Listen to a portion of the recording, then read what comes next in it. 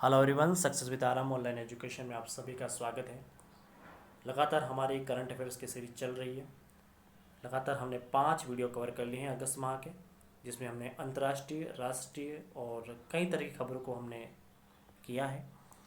आज हम science and technology की जितनी भी खबरें हैं अगस्त महीने में उनको कवर करेंगे।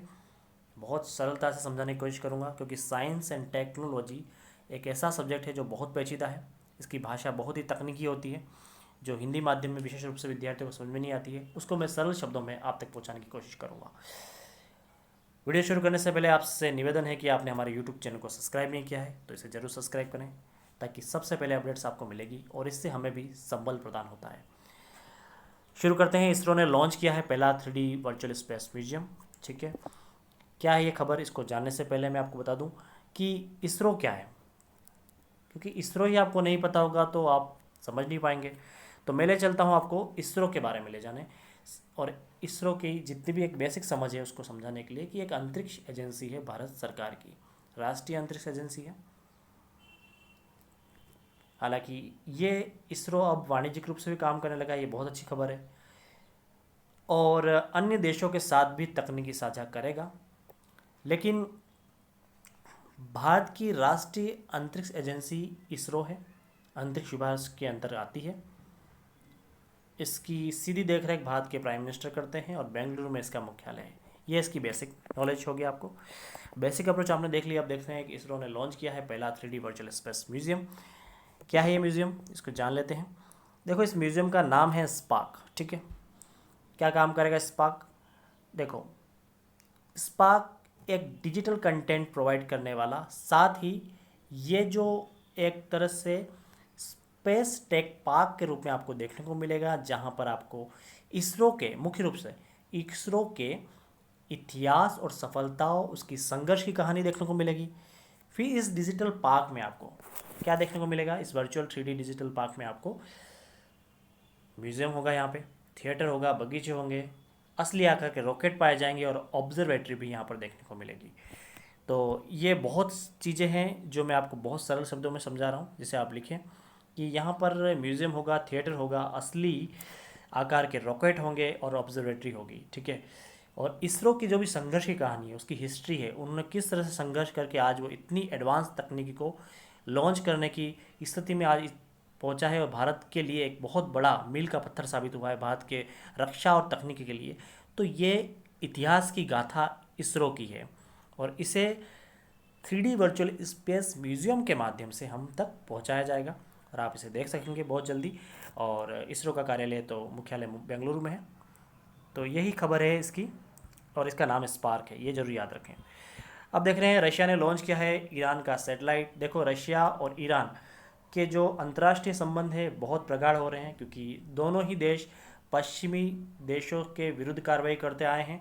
और वर्तमान में जब से यूक्रेन और रूसिया का जब युद्ध छिड़ा है, तो बिल्कुल रूस का रुख पश्चिमी देशों के प्रति अच्छा नहीं देखने को मिलता है हमें। साथ ही ये ईरान भी अपने अमेरिका के इतिहास को दोहराता हुआ देखे तो वहाँ भी अच्छे संबंध नहीं है पश्चिम देशों से। तो ऐसी स्थिति में ये दोनों देश मिल के आए हैं, और इन्होंने पश्चिम देशों के विरुद्ध मिलकर काम करने के हिसाब से भी, और अपने रक्षा और प्रौद्योगिकी को बढ़ाने के लिए, उसे अपग्रेड करने के लिए साझा कोशिश की है। तो ईरान का खय्याम सैटेलाइट है, उसको रूस के सोयूज रॉकेट के माध्यम से बोकानूर, जो कि कजाकिस्तान में स्थित है, एक कॉस्मोड्रोम है, वहाँ से इसको लॉन्च किया गया है। तो सीधी सी भाषा में समझें कि ईरान का एक सैटेलाइट है, उसका नाम है खय्याम, और रूस के रॉकेट का नाम है सोयूज। तो खय्याम उपग्रह को रूस के सोयूज के साथ कक्षा में पहुंचा गया है अंतरिक्ष की, और सोयूज स्थापित हो चुका है। सोयूज के माध्यम से जो उपग्रह खय्याम था वो स्थापित हो चुका है, और इसका उद्देश्य है कि कृषि उद्देश्य है, जहाँ पर पर्यावरण की निगरानी होगी, कृषि के क्षेत्र में बहुत विकास करने की संभावना होगी, वहाँ पे ऑब्जर्वेटरी होगी। तो इस तरह की चीज़ें हम देखने को मिलती है। अब खय्याम नाम क्यों रखा वो भी देख लो। खय्याम एक दार्शनिक थे, उमर खय्याम, जो कि 11वीं शताब्दी में पाए गए थे, और उन्हीं के नाम पर इसका नाम ईरान ने खय्याम रखा है। ठीक है, अगला प्रश्न है मिग 21 बाइसन के नाम पे। देखो मिग 21 बाइसन को रशिया बनाता है। सबसे पहले आपको ये जानना चाहिए कि इसको बनाता कौन है। रशिया मिग 21 बाइसन को बनाता है और रशिया की कंपनी का नाम है मिकोयान। याद रखें मिकोयान, ठीक है।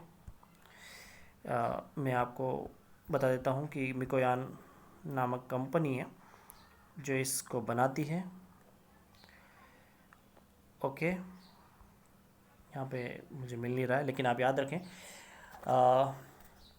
रूस ने बनाया है मिग 21 बाइसन को, और निर्माण करने वाला रशिया है। और साथ ही मिकोयान कंपनी है जिसने 1955 में से तैयार किया था और 1963 में भारत सेना को दिया था। अब रिटायर करने की नौबत आ गई है, क्योंकि भारत चाहता है कि वो हल्के विमान लेके उड़े, क्योंकि भारी विमान की उसे ज़रूरत नहीं है, क्योंकि हल्के विमान तेज़ भी होते हैं और सुविधा भी कई दृष्टि से देखी जाती है। साथ ही सुखोई 30 भारतीय वायुसेना के लिए एक बहुत इम्पोर्टेंट वेपन के रूप में देखा जा रहा है इस विमान को। तो इस हिसाब से अब जो इंडियन एयरफोर्स है वो इसे हटा रही है, इसको रिटायर करने वाली है 2025 में, ठीक है। अगली खबर हम देखते हैं। मलेशिया में कार्यालय खोलेगी हिंदुस्तान एरोनॉटिक्स लिमिटेड। देखो मलेशिया के भी कहाँ पर, कुआलालंपुर, और यहाँ पे स्थापित करने का उद्देश्य है कि अब हिंदुस्तान एरोनॉटिक्स लिमिटेड जिसने तेजस का निर्माण किया है, तेजस वायुयान है, उसका निर्माण पहले ही किया है। इंडिजीनियस वायुयान है, यानी स्वदेशी वायुयान है तेजस, उसका निर्माण हिंदुस्तान एरोनॉटिक्स लिमिटेड ने किया है, याद रखें।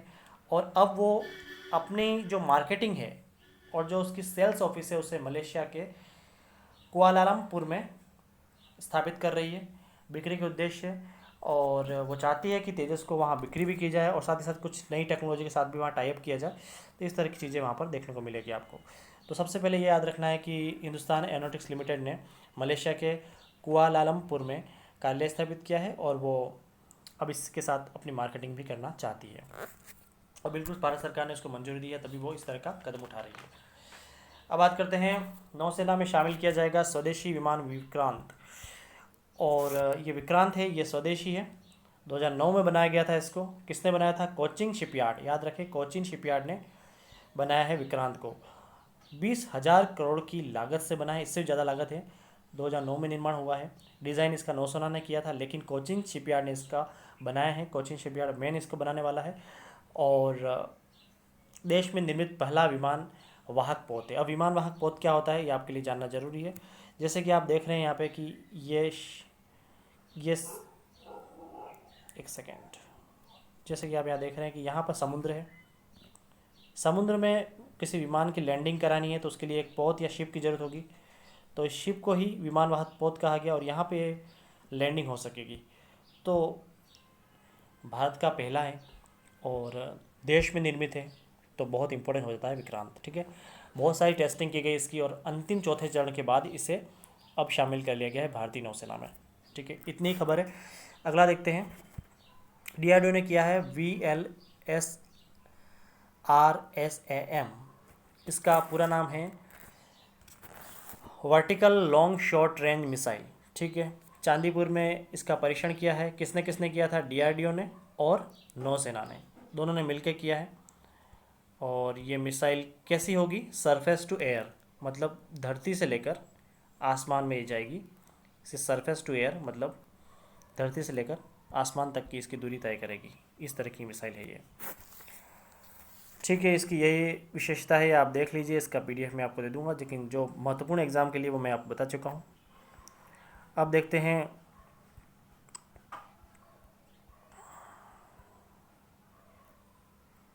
देखो ये जो मिसाइल है, ये मिसाइल है, उसको किसने बनाया है वो इम्पोर्टेंट देख लेते हैं। इसको डेवलप करने में 2 संस्थाओं का हाथ है, defence research and development laboratory और रिसर्च सेंटर इमारत हैदराबाद और रिसर्च एंड डेवलपमेंट पुणे, इन्होंने इसको बनाया है। ये थोड़ा याद रख लें। एक इम्पोर्टेंट चीज़ ये भी है यहाँ पे कि FINS इंसास कहते हैं जिसको, FINS इंसास, ये एक 3 प्राइमरी सिस्टम के रूप में डेवलप हुआ है और इसमें रियल टाइम कनेक्टिविटी है। साथ ही आप इसको देखेंगे कि ये अपग्रेड होके भी आपको देखा जा सकता है और ये एक तरह से राइफ़ल है, राइफ़ल के फॉर्म में है, ये वेपन है हमारा। और साथ ही इसको इस तरह से भी देख सकते हैं कि ये संचार निगरानी भी करता है, बुलेट प्रूफ भी है, हेलमेट भी है यहाँ पे। इस तरह का बहुत शानदार वेपन ये बनाया गया है, तो ये इम्पोर्टेंट हो जाता है। ठीक है, अब देखो निपुण। निपुण क्या है? निपुण नामक एक नई भारतीय माइन विकसित की गई है जो मौजूदा एंटी पर्सनल माइन की तुलना में अधिक शक्तिशाली प्रभावित होगी। तो इस तरह से हम देखते हैं कि तमाम इम्पोर्टेंट कंटेंट को हम देख चुके हैं। कल फिर मिलते हैं अगले वीडियो के साथ। Thank you for watching me.